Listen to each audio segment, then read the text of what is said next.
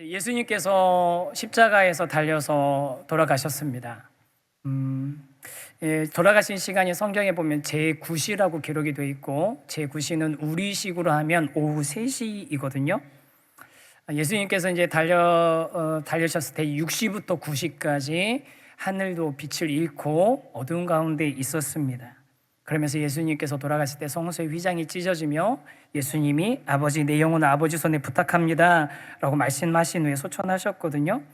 그래서 수천하시니까 이제 그 군인들이 예수님이 죽었는지를 확인합니다.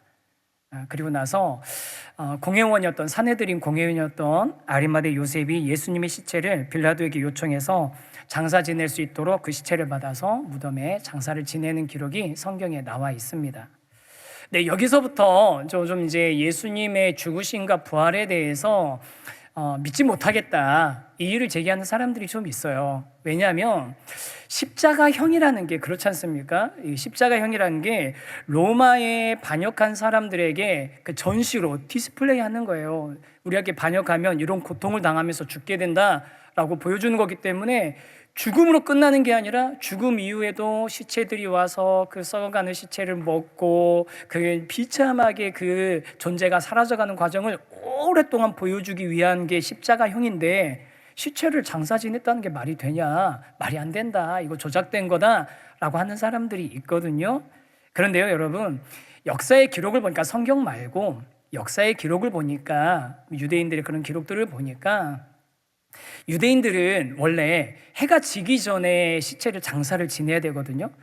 시체가 해가 진 이후에 시체를 방치해두면 안 됩니다.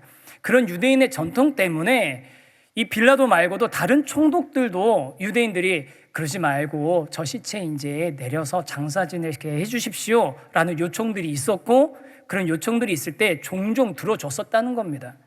예수님만 그렇게 한 게 아니에요. 그래서 실제로 예수님이 그 십자가에서 죽으셨고, 그 죽으신 예수님을 받아서 아리마대 요셉이 이제 장사를 지내게 되는데요. 그런데 이런 모든 과정들을 보면 어느 것 하나도 성경 말씀과 상관없이 이루어진 일이 없습니다. 예수님께서 십자가에서 달려서 죽으실 뿐만 아니라 무덤에 장사 지내게 될 것까지도 성경에 나와 있는데요. 이사야 53장 9절 말씀, 여기 이렇게 있습니다. 같이 한번 읽어볼까요? 시작. 그는 강포를 행하지 아니하였고 그의 무덤이 악인들과 함께 되었으며 그 묘실이 부자와 함께 되었도다. 이사야서는 예수님 돌아가시기 전에 수백 년 전에 쓰여진 말씀 아닙니까? 그런데 그가 악인들과 함께 죽게 되었고, 그 다음에 그의 묘실이 어떻게 됐다고요? 부자와 함께 되었도다. 아리마대 요셉이 공회원이고 부자였습니다. 그 부자의 무덤에 예수님이 묻히게 될 것까지 성경에 그대로 기록되어 있는 거예요. 정말 예수님의 탄생과 고난, 죽음, 무덤에서 장사 지내는 것까지 어느 것 하나 성경의 말씀대로 되지 않은 것이 없었습니다. 그리고 예수님은 그 말씀대로 부활하셨습니다. 그래서 오늘 우리가 같이 한번 생각해야 될 주제가 있는데 한번 같이 한번 읽어보겠습니다. 시작. 예수님은 말씀하신 대로 부활하셨습니다. 예수님은 말씀하신 대로 부활하셨습니다. 할렐루야. 예수님 부활하셨습니다. 예수님은 이제 살아생전에도 반복적으로 고난당하시고 죽으실 것이고, 그리고 부활하실 것을 말씀해 오셨거든요. 그리고 이 예수님의 부활이야말로 기독교 신앙의 가장 핵심인 겁니다. 예수님의 부활이 없으면 기독교는 사실은요, 존재할 수 없는 종교예요. 세상에 다른 종교와 다를 게 뭐가 있겠습니까? 초대교회 사도들이, 성도들이 복음을 전하는 것들의 핵심은 뭐냐면요, 예수님이 십자가에서 죽으셨고 너희가 죽인 그 예수가 부활하셨다가 복음의 진짜 핵심이었습니다. 그런데 여러분, 이 기독교의 가장 핵심인 예수님의 부활, 여러분 믿어지십니까? 1부 때는 아멘들 여러 번 하시던데 2부 때는 너무 조용하신 거 아니에요? 그래. 아니, 사실 솔직하게 말하면 예수님이 부활하는 거 우리 믿기 어렵죠. 굉장히 믿기 어려운 이야기입니다. 성경에 보면 뭐 원수를 사랑하라, 이웃을 사랑, 내 몸같이 사랑하라. 오, 그래, 성경 좋은 이야기야. 잠언 같은 데 보면 뭐 계미에게서 뭐 배워라. 오, 너무 좋아. 그런 이야기들 막 들으면서 우리 좋지만 그런 이야기들 듣는데, 그런데 갑자기 예수님이 십자가에서 죽으셨는데 부활하셨다고? 그러니까 사람들이 예수님 안 믿지. 그러니까 교회라면 고개를 절레절레 하지. 그걸 어떻게 믿어? 많은 사람들이 그렇게 지금도 생각하거든요. 모르겠어요. 혹시 이 중에도 그런 분들 계실지 모르겠습니다. 여러분, 제가 다시 한번 여쭤볼게요. 예수님 정말로 부활하셨습니까? 제가 아까 한번 얘기했다고 또 너무 어떻게 그 부활을 믿으시게 되셨습니까? 저는 사실은 이제 기본적으로는 저는 뭐 어떤 우리 성경에 있는 말씀을 합리적으로 설명하고 증거를 찾아냈다고 해서 우리에게 믿음이 더 생긴다고 생각하지는 않습니다. 그게 우리의 믿음을 더 증진시킨다고 생각하지는 않아요. 하지만 예수님의 부활에 관해서는, 정말 믿기 어려운 이 부활에 관해서는 저는 그렇게 설명하려는 그런 시도들, 또 부활에 대해서 반박하려는 그런 사람들에 대해서 우리가 설명할 수 있는 그런 방법들이 있어야 된다고는 생각하거든요. 그래서 제가 좀 이번에 부활주일 준비하면서 좀 주목해서 보고 또 여러 가지 찾아봤던 것들이 있는데, 그 중에 리 스트로벨이라는 분이 있습니다. 리 스트로벨이라는 분이 있는데, 이분이 어떤 분이냐면 예일대에서 법학을 전공하셨어요. 공부 좀 하셨죠? 예일대에서 법학을 공부하셨고 전공하셨고, 시카고 트리뷴이라는 그 잡지에서 법률 관련된 파트에서 이제 기자를 하신 거예요. 뭐 소송 걸리고 뭐 하는 것들에 대해서 취재하는 그런 기자가 됐는데, 이분이 쓴 책이 있습니다. 그리고 그게 영화가 된 게 있는데, 사진 한 번만 보여주실래요? 예수는 역사다라는 책이 있습니다. 그리고 그 책이 이제 영화가 돼서 작년에 개봉도 됐는데, 저 이번 여름에 이 영화 한번 같이 우리 성도님들 볼 수 있으면 좋겠다는 생각을 좀 하고 있습니다. 이제 이 책의 내용들이 보면 뭐냐면요, 이 사람이 이제 자기가 기자일 때 무신론자였고 눈에 보이는 것만 믿는다고 생각하는 사람이었거든요. 논리적으로 합리적으로 설명할 수 있는 것만, 증거가 있어야만 믿는다고 생각하고, 그래서 그 당시에 그 기자실 안에 분위기가 어땠냐면, 우리는 누구의 말도 액면 그대로 받아들이지 않는다가 모토였대요. 누구의 말도 액면 그대로 받아들이지 않는다. 심지어 그 중에 어떤 사람 책상에는 어머니가 너를 사랑한다고 해도 일단 확인해봐라 가 써 있었답니다. 어머니가 너를 사랑한다고 해도 일단 확인해봐라. 그 정도로 뭐든지 그냥 믿지는 않는다라는 사람들이었다는 거예요. 근데 이 영화에 보면 이 가족에게 좀 일이 하나 생깁니다. 딸이 하나 있었는데 식당에 가서 밥을 먹다가 딸아이의 목에 사탕이 걸려버린 거예요. 기도가 막혀가지고 이제 막 숨을 못 쉬고 이제 막 하고 있는데 위급한 그런 상황이 됐는데, 갑자기 어떤 사람이 오더니 이 아이를 이렇게 탁 위해서 응급처치를 해줘가지고 아이가 숨을 쉬게 되고 살게 된 거예요. 그래서 막 고맙습니다 이 부부가 막 얘기하는데, 그 여인이, 도와줬던 여인이 나한테 고마울 필요가 없다고. 원래 우리 부부는 원래 다른 식당에서 식사를 하려고 계획했었는데 갑자기 여기 들어가면 내가 뭔가 해야 될 일이 있을 것 같아가지고 그런 마음이 들어와서 있었던 것 뿐이라고. 예수님이 하셨다고. 그러면서 간 거예요. 간호사였는데 예수님 믿는 간호사였던 거죠. 그러면서 그 일을 계기로 아내가, 똑같이 무신론자였던 아내가 예수님을 믿게 되는 거예요. 관심을 갖고 가서 예배 참석하고 은혜를 받고 예수님을 믿게 되니까 이제 급해진 사람이 누구냐면 이 리 스트로벨이었습니다.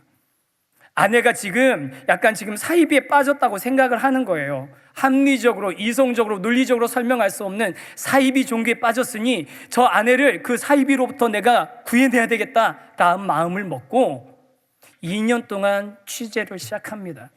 자기가 그전에 기업들을 취재했던 방법대로, 그전에 법정 소송에 걸렸을 때 취재했던 방법대로 2년 동안 취재를 해나갑니다. 무신론과 반감을 가지고 부활의 허구를 증명하기 위해서 2년간 취재한 결과 마지막에 내가 예수의 부활을 믿지 않을 이유가 없다 하면서 예수님을 믿게 되고 쓴 책이 예수는 역사다라는 책입니다. 그러면서 이 책과 또 그분이 쓴 이제 책의 내용들에 보면 리 스트로벨이 예수님의 부활에 대해서 최소 사실 접근법이라는 방식으로 논증을 합니다. 최소 사실 접근법.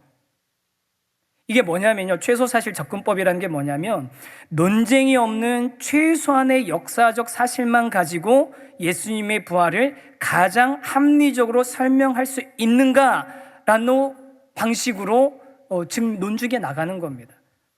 논쟁이 없는 최소한의 역사적 사실만 가지고 부활을 합리적으로 설명할 수 있는가. 그러면서 이 리 스트로벨과 또 함께하는 분들이 예수님의 부활에 대해서 설명하는 최소한의 역사적인 사실 5가지가 있는데 그 5가지 사실을 제가 오늘 좀 소개를 해드리고 싶거든요. 예수님의 부활에 대한 최소한의 사실들, 첫 번째 같이 한번 읽어보겠습니다. 시작. 예수는 십자가에서 실제로 죽었다. 예수님 십자가에서 실제로 죽으셨다는 거예요. 예수님의 부활을 믿지 않는 사람들의 반박이 대부분 어디서부터 시작하냐면 예수님은 실존하지 않았거나 실존했더라도 그냥 죽지 않았을 거다라고 얘기하는 겁니다.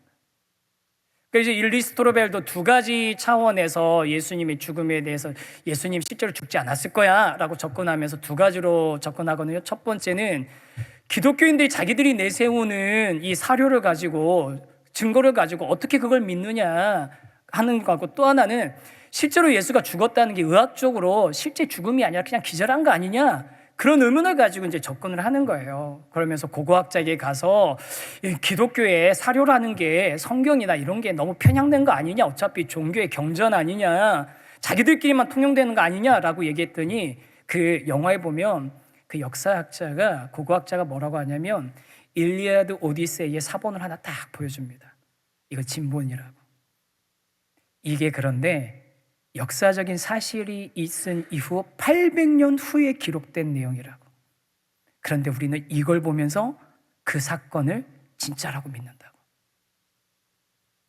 그러면서 조금 있다 또 조그만 사본을 하나 보여줘. 이거 2세기에 만들어진 사본이라고. 성경의 사본이라고. 그리고 예수님의 부활과 죽음과 부활에 대한 사료는 일리아드, 오디세이, 플라톤, 아리스토텔레스, 우리가 문서 몇 개 가지고서 믿는 그 사람들에 관한 서류보다 비교할 수도 없이 그 사료가 많다는 거예요. 이렇게 많은데 이걸 안 믿을 수 있냐? 그걸 안 믿으면 우리는 이전의 것들은 다 무시해야 되는 거다. 그리고 나서 또 이 기자가 누구를 찾아가냐면 의학 박사를 찾아갑니다. 가서 막 바쁜 건데 막 계속 막 질문하는 거예요. 아니, 거기 예수가 죽었다는 게 사실 십자가에서 이렇게 죽어서 막 고통스럽긴 했겠지만 나중에 전에도 한번 소개해드린 거 있잖아요. 무덤에 시원한 데 가서 한숨 잘 쉬시고 나면 회복되셨다. 이거 소생하신 거 아니냐? 근데 그 의사가 계속 뭐 자기 일하면서 근데 그 십자가라는 게 그냥 그렇게 뭐 못 박아서 피 좀 흘렸다고 죽는 게 아니라고. 그 전에 채찍을 많이 맞은 상태에서 십자가에 달리고 나면 숨을 한 번 쉴 때마다 온 몸에 그 힘을 다 끌어올려서 폐로 숨을 한 번 쉬는 게 얼마나 고통스러웠을지 자기들은 안다는 거예요. 그리고 실제로 그 죽고 나서의 진짜 결정적인 증거는 뭐냐면 군인들이 예수님의 옆구리에 창을 찔렀는데 그때 물과 피가 분리돼서 나왔다라고 기록이 돼 있다는 것은 창으로 찔리기 전에 이미 예수님이 죽으셨다는 증거라고. 의학적으로. 뭐 부활했는지 어쩐지 모르지만 자기 생각할 때 의학적으로는 예수님은 죽었다라고 의사가 대답을 해주는 거예요. 그러니까 이제 이 리스토벨이 자기가 생각한 대로 안 풀리잖아요. 그래서 또 다른 증거들을 찾아가려고 하는데 거기서 2번째 최소한의 사실이 드러납니다. 우리 2번째 사실도 한번 읽겠습니다. 시작. 예수의 제자들은 부활한 예수를 실제로 보았다고 믿었다. 예수님의 제자들은 부활하신 예수를 실제로 보았다고 믿습니다. 성경에 보면 여러 사람이 부활하신 예수님을 목격한 이야기들이 나옵니다. 그러면서 여러 사람이 봤다, 뭐 게바도 보고 누구도 보고 뭐 하고, 그다음에 500의 형제에게 보이고 나중에 만삭되지 못한 나에게도 보였다라고 사도 바울이 고백하잖아요. 그러면서 이 기자가 가서 이제 심리학자를 찾는 거예요. 뭐라고 했었나? 거기 무슨 정신의학회 회장인가 그런 분을 찾는데, 그러면서 이제 아래에 있는 그 보조한테 그래요. 가서 정신의학자 찾되 무신론자로 좀 찾아오라고. 그러니까 그 무신론자인 정신의학자한테 가서 상담을 하는 겁니다. 이 내용을 가지고 인터뷰를 하는데 막 물어봐요. 아니, 환각이나 그 뭐 이렇게 최면 이런 거 있지 않냐고. 사람들이 그 최면에 빠져가지고 막 이렇게 하면 뭐 그런 극단적인 그런 종교단체에서 가끔 그런 거 믿고 막 자살하고 죽고 막 그런 사람들이 있지 않냐. 그랬더니 그 의사가, 무신론자인 그 의사가, 그 심리학자 의사가 뭐라고 얘기하냐면, 만약에 500명의 사람이 동시에 어떤 사람을 봤는데 그게 환영이고 최면이나 이런 거라면 그거는 제 생각에는 죽은 사람이 부활하는 것보다 더 어려울 것 같은데요. 500명이 동시에 그런 모습을 봤다면, 그게 환상이라면, 최면이라면 그건 부활하는 것보다 더 어려울 것 같은데요? 라고 대답하더라는 겁니다. 그러면서 또 이제 이 사람이 막 계속 이제 증거들을 찾아갔는데, 세 번째 증거는 또 있습니다. 한번 읽어보겠습니다. 시작. 바울은 회심하여 부활하신 예수님을 보았다고 주장한다. 사도 바울이 어떤 사람입니까? 초기에 이 기독교를 가장, 예수 운동을 가장 극렬하게 저항하고 그들을 박했던 사람이 사도 바울인데, 그 사람이 예수님을 만나고 기독교를 전하는, 그런 복음을 전하는 가장 선두에 서는 사람이 됐다는 거, 있을 수 없는 일이라는 거. 분명히 그런 누군가를 만남이 없었으면 있을 수 없는 일이라는 거고, 네 번째도 비슷합니다. 네 번째도 같이 읽겠습니다. 시작. 예수의 동생 야고보도 부활 후에 회심했다. 예수의 동생 야고보도 부활 후에 회심했습니다. 야고보는요, 예수님의 가족들은 한번 복음서 예전에 생각나십니까? 예수님이 막 복음 전하고 막 하니까 쫓아가가지고 미쳤다고, 정신 차리고 돌아오라고 끄집어 오려고 했던 사람들이 예수님의 형제들이에요. 여러분, 가족들이 그럴 수 있잖아요. 그런데 그 가족들이 어떻게 됩니까? 부활하신 예수님 만나고 나서 복음의 증인이 됩니다. 교회 지도자가 됩니다. 그리고 마지막 증거, 다섯 번째 같이 읽겠습니다. 시작. 예수의 무덤은 비어 있었다. 예수의 무덤은 비어 있었다는 거예요. 예수님이 분명히 죽었는데, 그런데 예수의 무덤은 비어 있었다.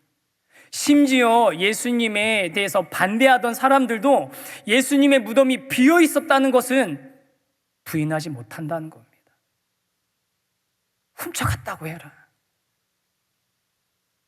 무덤이 비어 있다는 거는 부인하지 못한다는 거예요.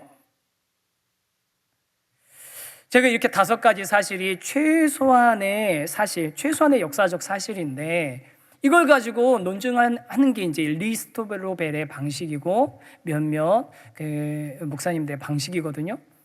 제가 그래서 또 요즘은 또 의심의 시대이고 AI의 시대잖아요. 제가 AI에다가 이제 물어봤어요. 자, 이런 방식이 있다고 하는데 최소 사실 접근의 방법으로 예수님의 부활을 변호하는 것이 현대적인 법정에서도 효력이 있을까? 라고 제가 AI한테 질문을 해봤어요. 그랬더니 답변이 이렇게 나왔거든요. 있는 그대로 제가 요약만 해가지고 말씀드리는 거예요. 챗 GPT가 말해준 거면 똑똑해요, 얘네들. 무서워요. 결론부터 말하자면 그렇다. 상당히 유사한 방식이 사용된다고 볼 수 있습니다. 만약 법정에서 이 사건이 심리된다면 부활을 본 사람들의 증언이 존재하고 그들의 삶의 변화가 증거로 제출되며 대안가설, 기절설, 도난설, 환각설이 법정에서 검토될 것입니다. 대부분의 대안 이론은 모순되거나 실증적 근거가 약하며 오히려 부활 가설이 가장 많은 증거를 가진 가장 적은 가정으로 설명하는 설명력 있는 이론이 됩니다. 제 설명이 아니고요. AI한테 제가 물어본 게 답이 이런 데 있습니다. 물론 여러분, 그냥 이제 재미로 물어보는 거죠. 뭐 현대 법정에 제자들을 불러 세울 수도 없고, 또 절도설 주장하는, 기저설 주장하는 그런 사람들, 뭐 대제사장 무리들 불러다 놓고서 무슨 뭐 법정을 열 수는 없지만, 여러분, 합리적으로 인정할 수 있는 최소한의 사실들을 볼 때 부활을 못 믿을 이유가 없다는 겁니다. 부활을 못 믿을 이유가 없다는 거예요. 여러분 다시 한번 여쭤볼게요. 예수님 부활을 믿으십니까? 열심히 설명했는데도 아까보다 조금 줄어든 것 같아서 지금. 근데 제가 이렇게 설명을 열심히 드렸잖아요. 근데 이게 부활에 대한 어떤 뭐 변증도 될 수 있고 변호도 될 수 있지만, 그런데요, 사람들이 그럼에도 예수님의 부활을 믿는다는 건 쉽지 않습니다. 이런 이야기들을 하고 나면 마지막 대화는 제가 늘 예상되는 건 그거였어요. 만약 진짜로 그렇게 부활하셔서 살아계시다면 하나님이신데 지금 한번 나타나서 보여주시면 되잖아. 그러면 모든 논란이 다 종지부가 찍힐 텐데 그냥 한번 나타나서 보여주시면 되는데 그걸 안 해주시니까 나는 그래서 믿을 수 없어. 그런데 여러분, 부활은 살아계신 예수님을 믿어서 살아계신 예수님을 봤기 때문에 믿을 수 있는 것일까요? 그렇지 않습니다. 부활은 말씀을 통해서 믿게 되는 것입니다. 우리 큰 주제의 두 번째 같이 한번 읽어보겠습니다. 시작. 부활은 말씀을 통해 믿는 것입니다. 부활은 말씀을 통해 믿는 것입니다. 오늘 이야기가 그거거든요. 예수님이 이제 돌아가셨기 때문에 이 여인들이 예수님의 시체에 바를 향품을 가져갑니다. 예수님 살아계시면 어떻게 해주려고 한 게 아니라 시체에 바를 향품을 가지고 가는데 일찍 가가지고 어떻게 좀 사정해가지고 해보려고 갔는데 그런데 가봤더니 이미 돌이 굴러져 있는 거예요. 그리고 무덤 안을 봤더니 무덤이 비어 있는 거예요. 새 무덤, 이건 아무도 장사 지내지 않은 무덤이었거든요. 그런데 예수님이 시체를 쌌던 세마포만 차곡차곡 개어져 있고 시체가 없는 거예요. 그러면서 이게 도대체 어떻게 된 거야? 이 시체를 어떻게 찾지? 하고 이렇게 하고 있는 그런 상황에 그때 어떻게 되냐면 찬란한 옷을 입은 두 사람이 곁에 서서 이 여인들에게 말합니다. 어째서 살아있는 분을 죽은 사람들 가운데서 찾고 있느냐? 그러면서 예수님은 이곳 무덤에 계시지 않고 살아나셨다고 이야기하거든요.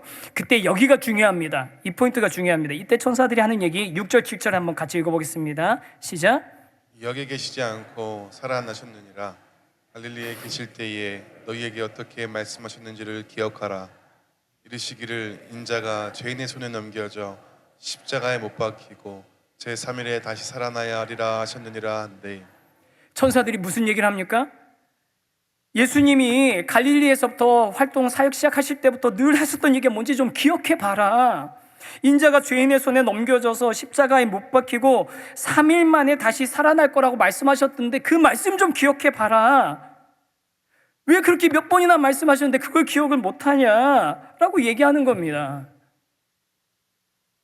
여러분, 제자들이 그렇게 예수님이 여러 번 자신의 고난에 대해서 얘기하시고 죽음에 대해서 얘기하시고 그 다음에 부활하실 거 얘기했는데 그게 관심도 없는 제자들 보면서 이상하셨죠. 우리들은 다 알고 있으니까 제자들이 왜 이러지 그러시잖아요. 근데 여러분, 저와 여러분은 다를까요? 우리도 늘 보고 싶은 것을 보고 듣고 싶은 것을 듣고, 아니 보고 싶은 대로 보고 듣고 싶은 대로 듣는 사람들 아닙니까? 전에도 한번 말씀드린 것 같은데 언제 아내하고 이렇게 집을 타고 예배 끝나고 집에 가고 있는데 아내가 옆에서 막 이런저런 얘기하다가 아이들 관련돼서 무슨 행사가 며칠 뒤에 있는데 그거 혹시 시간 되냐고 물어보는 거예요. 근데 보니까 며칠 안 남은 거예요. 아니 그거 이제 얘기하면 어떡하냐고 제가 그랬죠. 그랬더니 뭐라고 하는 줄 아세요? 지금 세 번째 얘기하는 거거든. 제가 어떻게 했겠습니까? 깨갱. 계속 얘기하지만 내가 듣고 싶은 거 듣고 내가 보고 싶은 것만 보는 게 저와 여러분인 거예요. 예수님이 그렇게 내가 고난도 당해야 되고 죽기도 해야 되고 하지만 부활할 거라고 말씀하셨는데 그 말씀을 여인들도 제자들도 아무도 기억 못하고 있었습니다. 그러니 천사들이 뭐라고 얘기하냐면 예수님이 뭐라고 하셨는지 그걸 좀 기억해봐라 라고 얘기하는 겁니다. 그 말을 듣고 그제서야 이 여인들이 어떻게 합니까? 8절도 읽겠습니다. 시작.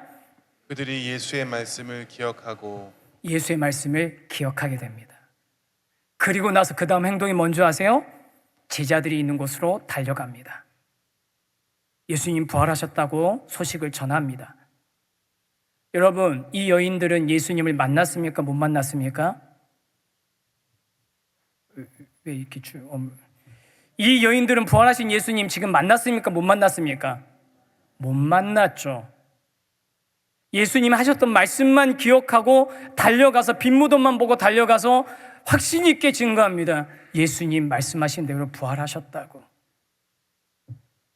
말씀하신 대로 부활하셨다고. 여러분, 예수님의 부활은요, 뭘 논리적으로 합리적으로 잘 설명했고 내가 설득됐기 때문에 믿는 게 아니라 말씀 때문에 믿어지는 것이 예수님의 부활인 줄 믿으시기 바랍니다. 여러분, 저와 여러분이 성경 말씀대로 부활하셨다는 이 성경 그 말씀을 가지고 예수님의 부활을 확신하셨으면 좋겠습니다.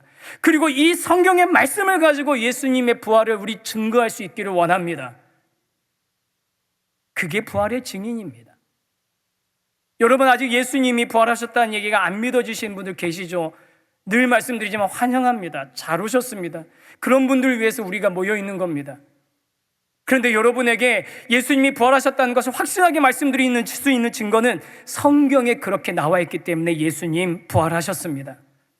그 부활하신 예수님을 여러분들도 만나시고 그 부활하신 예수님 때문에 새로운 생명이 시작되시기를, 새로운 기쁨이 시작되기를 주님의 이름으로 간절히 축원합니다. 그리고 이미 그 부활의 소식을 우리 알게 된 저와 여러분, 말씀으로 알게 된 저와 여러분이 해야 될 게 뭡니까? 이 여인처럼 예수님 찾아다 얼굴이라도 한번 보고 가야지, 손이라도 한번 만져야지가 아니라 그 예수님의 부활의 소식을 전하기 위해서 달려가는 겁니다.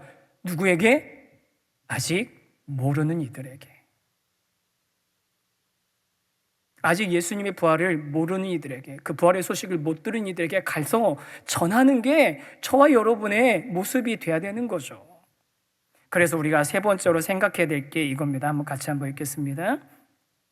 교회는 부활의 소망과 사랑을 전하는 공동체입니다. 사랑하는 성도 여러분, 말씀의 근거에서 저와 여러분이 예수 그리스도를 믿게 되고 또 예수 그리스도께서 부활의 정말 진정한 소망이 되시고 절망으로 가득한 이 세상에 참 소망이 되시고 또 그냥 살아야 되니까 사는 사람들에게 삶의 진정한 의미와 목적이 되신다는 것을 우리가 부활하신 예수님을 통해서 확신했다면 그 부활하신 예수님, 참 소망 되신 예수님을 이 여인들처럼 세상 가운데 전해야 되는 사명을 저와 여러분이 갖고 있는 줄 믿습니다.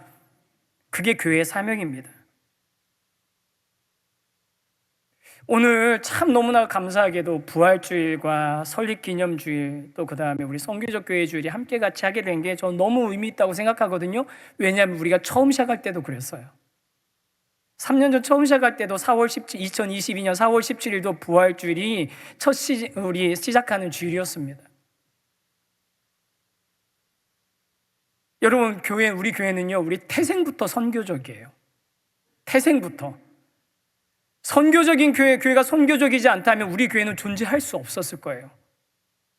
여러분, 선교적이라는 게 뭐 봉사 많이 하고 해외 선교 나가고 단기 선교 나가고 뭐 물건 많이 보내주고 이게 선교가 아니라 방향성을 말한다고 여러 번 말씀드렸잖아요. 교회가 안으로만 우리의 모든 관심이 집중되는 것이 아니라 우리가 모여서 예배하고 우리가 모여서 말씀 듣고 다락방하고 양육받고 훈련하는 이유가 뭡니까? 그 부활의 소망을 가지고 세상 가운데 그 부활의 소식을 듣지 못하는 향해서 나아가도록 우리를 불러 모으신 줄 믿습니다. 여러분, 교회는 이 두 가지 힘이 늘 균형 있게 작용되어야 돼요. 안으로 모였으면 바깥으로 흩어질 생각을 해야 되는 겁니다. 그게 선교적인 교회입니다. 기억하시는 분들 많이 계실 거예요. 개척을 준비할 때부터 여러 번 질문했던 질문입니다. 이 시기에, 이 지역에 이 교회가 왜 더 필요하냐고. 여러분, 이 시대에, 이 지역에 이 교회가 왜 더 필요합니까? 반대로 뒤집어서 이 시대, 이 지역에 있는 이 교회가 없어지는 게 이 교회, 이 세상과 무슨 상관이 있습니까? 만약 없어진다면. 우리 교회 하나 없어졌는데 세상에 아무런 어려움도 없고 세상에 아쉬움이 아무것도 없다면 우리는 도대체 왜 존재해야 되는 겁니까? 각자 자기 자리에서 잘 예수님 믿으면 되지. 여러분, 이 질문은 우리가 선교적 교회 줄 뿐만 아니라 세우신 교회라는 이름으로 존재하는 동안 절대로 놓치면 안 되는 질문입니다. 이 시기에, 이 자리에 우리 교회가 왜 있어야만 하는가?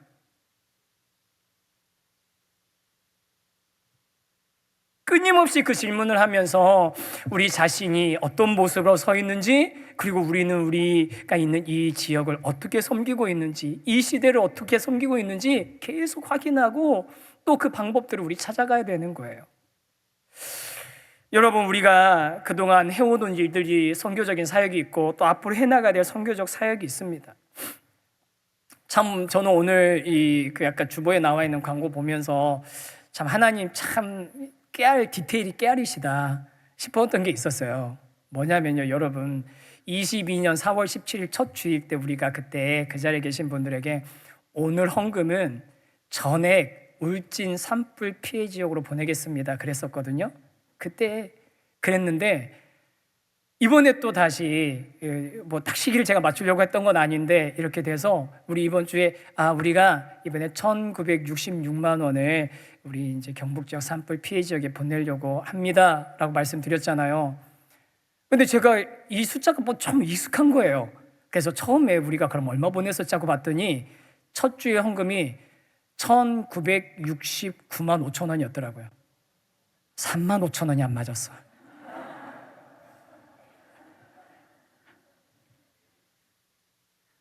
그냥 이게 무슨 뭐 껴맞추기가 아니라 그냥 하나님이 깨알 디테일을 주시는 것 같아요. 니네 그렇게 시작했잖아. 그렇게 시작했잖아. 기억하고 계시? 그또 우리가 산불 그때 피해 지역 보냈었잖아요. 또 우리 이번에 산불 피해 지역을 위해서 보내는 거 그런 깨알 디테일인데 여러분 우리가 이거 잊지 말고 계속 그렇게 해 나가기를 우리 힘쓰는 교회 되길 원합니다. 그리고 두 번째 아까 영상 보면서 뭐야 해피 이스터 박스 뭐야 그러셨죠? 우리가 그동안 이렇게 가까이 있는 우리 성남시 여성 쉼터를 좀 도와왔었어요. 가정 폭력가 있는 그 가정들 돕는 그 일들, 그 청소년들이 있는 가정들에 우리가 용돈도 보내주고 정기적으로 보내주고 또 시즌별로 우리가 물품 같은 것도 공급하고 필요한 도움 있을 때 가서 해주고 막 하고 있었거든요. 그리고 또 그냥 우리 야탑 3동 지역을 갖다 이렇게 돕는 일들을 했었는데 야탑 3동 지역을 돕는 것을 3년을 해보니까 이게 그냥 조금 더 좀 구체적으로 도움이 필요한 사람들에게 필요한 도움을 줄 수 있는 방법이 없을까 고민하면서 여기저기 찾다가 수지사랑회라는 곳을 만나게 됐습니다. 이 수지사랑회라는 곳이 개인이 주변에 있는 좀 청소년 어린이들이 있는 집들 좀 도와주려고 뭐 반찬도 주고 뭐 생필품 좀 주도 그렇게 했던 게 점점점 확장이 돼서 이제 법인이 돼가지고 제대로 사역을 하고 계시더라고요. 여기 만나게 된 사연도 참 특별한데 그건 나중에 한번 소개해드리고 이 가정들이 40가정을 지금 이 수지사랑회가 섬기고 있는데 그 가정들이 대부분 복지 사각지대에 있다는 거예요. 복지 사각지대 아시죠? 제도적으로 도움받을 수 없는. 그래서 저희가 이번에 이걸 갖다가 해피 이스터 박스에서 우리 각 다락방별로 상자 하나씩 가져가시라고 그리고 거기다가 생필품 집어넣어서 가져오시면 우리가 가정별로 그냥 그대로 다 보내겠다고 했습니다. 여러분 이거요 우리가 예산으로 해서 똑같은 부품 사가지고 다 집어넣어서 여기서 쫙 줄 세워놓고 작업해서 보내도 됩니다. 그런데 왜 다락방별로 하겠습니까? 여러분 이거는요 특정한 관심 있는 어떤 사람들만이 해야 되는 게 아니라 우리 모두에게 이 시대를 함께 살아가는 우리 모두에게 맡기신 사명이기 때문에 우리가 다락방별로 같이 한번 해보자고 하는 겁니다. 이미 뭐 준비하고 계신 분들 맛있는 걸로 좀 많이 넣어주세요. 대부분 아이들이 있답니다. 과자도 좀 넣어주세요. 여러분 그래서 우리가 이렇게 점점점 우리가 뭐 얼만큼까지 늘릴지 모르겠어요. 점점점 우리가 이 함께 있는 이 시대를 같이 살아가고 있는 사람들을 향해서 우리의 관심을 보이고 우리 손이 수고하고 마음이 따라가는 그런 교회 되길 원합니다. 그리고 세 번째로 우리가 해외 단기 선교 간다고 광고했잖아요. 여러분 해외 단기 선교하면 그거 정말 특별한 열정 있는 사람들 가는 거야 그렇게 생각하실 텐데 뭔가 재능 있는 사람들 가는 거야 생각하실 텐데 여러분 그렇지 않아요. 제가 그 전문가 아닙니까? 분당으로 해서 해외 선교 10년 한 사람 아닙니까? 여러분 이번에 원더풀 스토리 캠프 가게 하게 됐는데 우리 그동안 성경 읽었다고 선교지에 어린이 성경 보낼 겁니다. 성경 읽기 작정하시면 성경 보낼 겁니다 할 때 이 선교사님 통해서 보낸 거예요. 이번에도 똑같습니다. 아이들한테 성경 전해주고 그 아이들하고 이 성경 있는 내용 가지고 캠프하는 거예요. 여러분 그런데 그렇게 할 때 여러분 대단한 재능이 필요한 게 아니라 우리가 가서 뭔가 대단한 거 하고 오는 게 아니라 여러분 선교는요 특히 우리 한국식의 단기 선교는 하나님께서 무슨 일을 하고 계시는지 보고 오는 시간이 선교 시간입니다. 하나님이 이미 큰 계획을 가지고 그들을 향한 계획들을 펼쳐나가고 계시는데 우리들은 그 하나님의 큰 드라마에서 잠시 엑스트라로 갔다 오는 거예요. 하나님이 하고 계시는, 만들어 가시는 그 큰 그림 안에서 우리는 잠시 소품처럼 사용되고 오는 겁니다. 그러니까 여러분, 내가 뭐 대단한 재능 가지고 헌신해서 가는 게 아니라 하나님께서 무슨 일을 하고 계시는지 보고 싶으시면 이번 단기 선교 신청하십시오. 그런 자리입니다. 우리가 준비하고 간 것 그대로 되지 않습니다. 하나님이 준비하신 대로 하는 것, 이루어지는 것을 보고 오는 자리입니다. 그게 선교예요. 그리고 그동안 우리가 해왔던 장애인 사역, 우리가 독자적으로 못하잖아요. 그래서 우리가 미라를 통해서 우리 굿일 스토어 하는 거고요. 벌써 많이 가져다 주셨더라고요. 일부 끝나고 잠시 내려갔다 왔더니.